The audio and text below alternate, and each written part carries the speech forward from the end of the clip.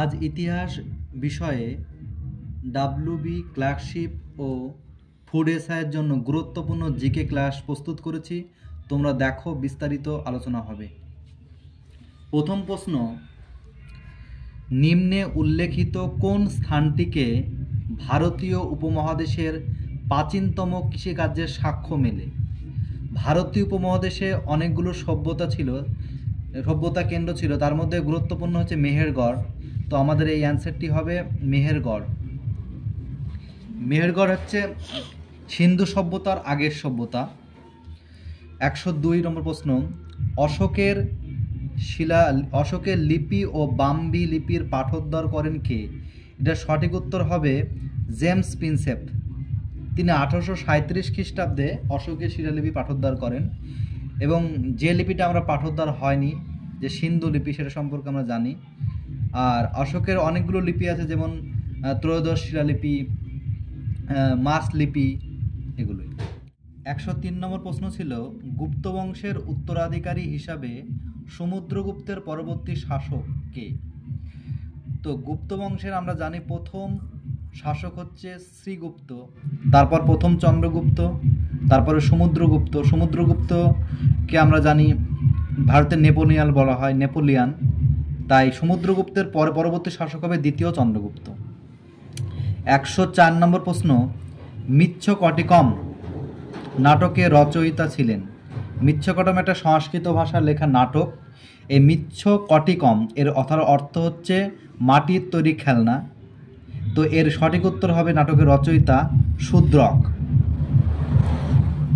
105 নম্বর প্রশ্ন, গৌতম বুদ্ধ কোথায় নির্বাণ লাভ করেন?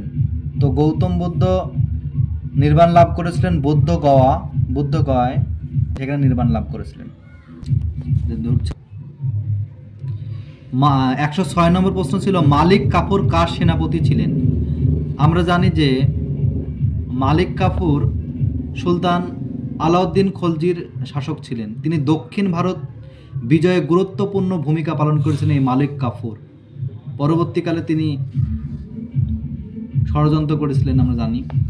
107 নম্বর প্রশ্ন, ফতেপুর সিক্রিতে ইবাদতখানা নির্মাতা ছিলেন? এই ফতেপুর সিক্রিতে ইবাদতখানা তৈরি করেছিলেন আকবর। তাছাড়া এটা ফতেপুর সিক্রিতে ইবাদতখানা তৈরি করেছে 1675 খ্রিস্টাব্দে। 1575 খ্রিস্টাব্দে তৈরি করেছিলেন। আর এই আকবর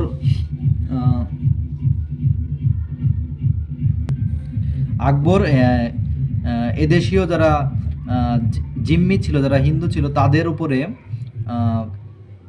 একটা কর, যে জিজিয়া কর বাতিল করে দিয়েছিলেন। হ্যাঁ, তারপরে প্রশ্ন হচ্ছে 108 নম্বর, ভাস্কো দা গামা ভারতে পদার্পণ করেন? এর সঠিক উত্তর হবে 1498।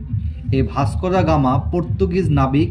তিনি ভারতের কালিকট বন্দরে তিনি প্রথম পৌঁছান 1498 খ্রিস্টাব্দে, এবং সেখানকার তখন রাজা ছিলেন জামোরিন। তারপরে প্রশ্ন,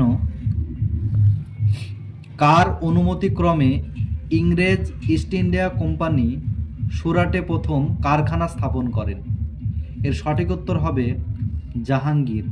কারণ জাহাঙ্গীরের আমলে অনেক তিনি বাণিজ্যের প্রসার করেছিলেন, এবং ইংরেজরা যখন সুরাটে প্রথম ঘাঁটি ছিল সুরাটে, তো তখন যে তার দরবারে যে দার্শনিক বা যে দূত এসেছিল, তার নাম হচ্ছে টমাস মনরো, এবং ক্যাপ্টেন হকিংস এর আমলে এসেছিলেন, জাহাঙ্গীরের আমলে। তারপরে প্রশ্ন 110 নম্বরে, যে বক্সারের যুদ্ধ ঘটে? বক্সারের যুদ্ধ হয় 1764 খ্রিস্টাব্দে। 1764 খ্রিস্টাব্দে। তো এটা হয়েছিল বাংলার নবাব মীর কাসিম, এছাড়া লখনৌর শাসক সুজাউদ্দৌলা এবং মোগল সম্রাট শাহ আলম, তাদের সম্মিলিত বাহিনীর সঙ্গে এই যুদ্ধটা হয়েছিল। 111 নম্বর প্রশ্ন, ভারতীয় জাতীয় কংগ্রেসের প্রতিষ্ঠাতা ছিলেন? এর সঠিক উত্তর হবে জাতীয় কংগ্রেসের প্রতিষ্ঠাতা এ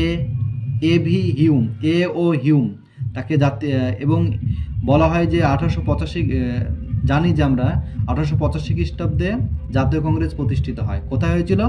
বোম্বাই গোকুলদাস তেজপাল সংস্কৃত কলেজের হলে। আর হিউম আগে যে গভর্নর যে ওয়েডারবান, তিনি হিউমের জীবনীকা তিনি এই বলেছিলেন যে হিউমের মস্তিষ্ক প্রসূত হচ্ছে এই জাতীয় কংগ্রেস, যেটার মাধ্যমে ভারতীয়রা আবেদন এবং নিবেদনের মাধ্যমে তাদের অধিকারের দাবি জানাবে।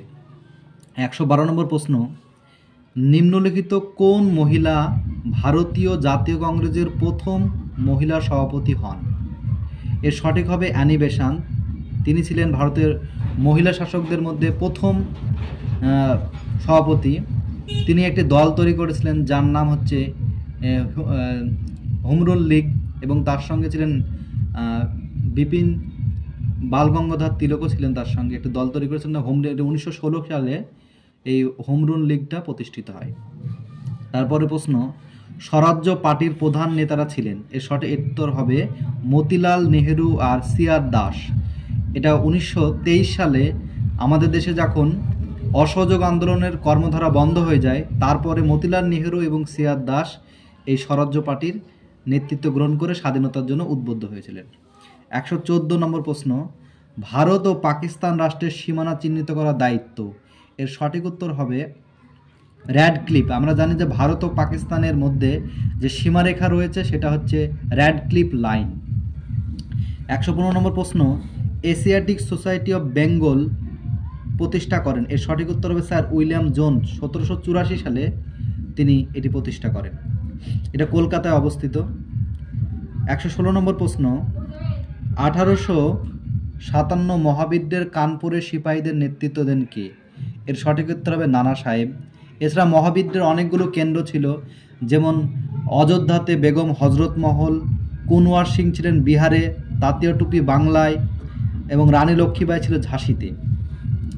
117 নম্বর প্রশ্ন, ভারতের স্বাধীনতা আন্দোলনের কোন ঘটনাটি সূর্য সেনের সঙ্গে জড়িত? এর সঠিক উত্তর হবে চট্টগ্রামের অস্ত্রগার লুণ্ঠন। এটি 1930 সালে সংঘটিত হয়, যেখানে প্রীতিলতা ওয়াদ্দার নেতৃত্ব দিয়েছিলেন।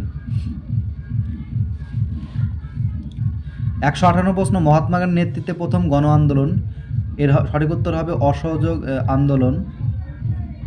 গণ আন্দোলন যেহেতু বলেছেন যে মহাত্মা গান্ধী দক্ষিণ ভারত থেকে আমাদের দেশে তিনি কতগুলি আন্দোলন করেছেন।